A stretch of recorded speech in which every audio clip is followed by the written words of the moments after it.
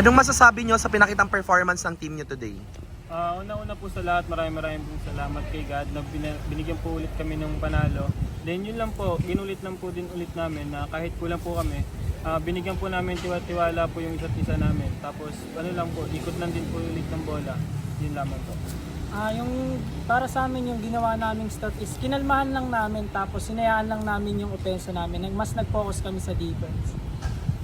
Tapos gumamit lang kami ng teamwork kasi ayun nga, kulang din kami kaya talagang kailangan namin ng usap sa loob tapos teamwork din. Tapos congrats din sa kalaban namin kasi hindi rin madali yung nakalaban namin. Kaya thank you din sa kanila.